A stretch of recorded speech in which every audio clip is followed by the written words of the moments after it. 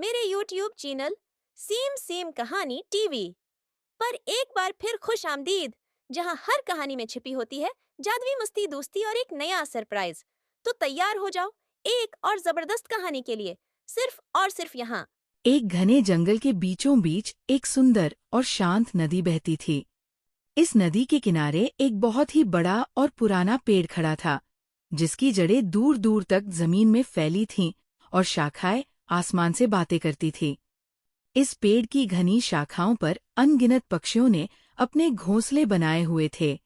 हर सुबह वहां चहचहाहट की मधुर धुन गूंजती, जो जंगल की खामोशी को जिंदगी से भर देती थी। पक्षी अपने घोंसलों में खुशी खुशी रहते थे। वे अपने बच्चों की देखभाल करते, उनके लिए खाना लाते और उस मजबूत पेड़ की छाया में सुकून महसूस करते थे। वह पेड़ उनके लिए सिर्फ एक घर नहीं, बल्कि एक सुरक्षित आश्रय था। धूप हो या बारिश, सर्दी हो या गर्मी, उन्हें किसी चीज की चिंता नहीं थी। एक दिन दोपहर के वक्त मौसम अचानक बदलने लगा। आकाश में काले बादल छा गए, तेज हवाएं चलने लगी और देखते ही देखते मूसलाधार बारिश शुरू हो गई। सारे पक्षी जल्दी से अपने अपने घोंसलों में छिप गए। उनके बच्चे घोंसलों में सिमट गए और माँ बाप ने उन्हें अपने पंखों में छुपाकर सुरक्षित रखा। बारिश तेज होती गई, पेड़ की शाखाएं भीगने लगी, लेकिन घोंसले सुरक्षित रहे। उसी दौरान कुछ बंदर, जो पास के पेड़ों में रहते थे, बारिश में भीग गए। वे दौड़कर उस बड़े पेड़ के नीचे आ गए, लेकिन क्योंकि उनके पास कोई घर नहीं था, वे ठंड से कांपने लगे। उनके चेहरे परेशान थे और शरीर थरथरा रहे थे। ये दृश्य एक समझदार पक्षी ने ऊपर से देखा। उसे बंदरों पर दया आई। उसने डाल से नीचे झुककर नरमी से कहा, हे बंदरों, अगर तुमने भी हमारे जैसे घोंसले बनाए होते तो आज इस बारिश में यूं भीगना न पड़ता। भगवान ने तुम्हें हाथ, पैर और समझ दी है। तुम चाहो तो आराम से अपने लिए घर बना सकते हो।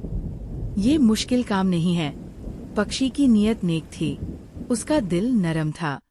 उसने ये बात सहानुभूति से कही, लेकिन बंदरों ने उसे ताना समझा। वे क्रोधित हो गए। उन्हें ये सलाह अपनी मूर्खता पर चोट लगी जैसी लगी। उन्होंने एक दूसरे से कुछ कहा और पेड़ की ओर गुस्से से देखा। उनके दिल में बदला लेने की भावना जाग गई। बारिश थमी, सूरज निकल आया, लेकिन बंदरों का मन अब अंधकार से भर चुका था। वे तुरंत पेड़ पर चढ़ गए और एक एक कर पक्षियों के घोंसले तोड़ने लगे। उन्होंने अंडे जमीन पर फेंक दिए, कुछ नन्हे पक्षियों को गिरा दिया। पूरा पेड़ चीखों और अफसोस की आवाजों से भर गया। पक्षी हैरान परेशान रह गए। कुछ ने अपने अपनों को खो दिया, कुछ चुपचाप देखते रहे, कुछ ने छिपकर जान बचाई। जब बंदर चले गए तो पक्षी एक दूसरे के पास आए और दुख में एक दूसरे को ढांढस बंधाने लगे। उस समझदार पक्षी ने गहरी सांस लेकर कहा, अब समझ में आया कि हर किसी को सलाह नहीं देनी चाहिए, खासकर तब जब वो सुनने की मानसिकता में न हो। समझदारी इसी में है कि सही समय और सही व्यक्ति को ही कुछ कहा जाए। मूर्खों को बिना मांगी सलाह देना अपने लिए मुसीबत बुलाने के समान है। इस कहानी से हमें ये सीख मिलती है, बिना मांगी सलाह अक्सर उल्टा असर डालती है और कभी-कभी नुकसानदायक भी हो सकती है।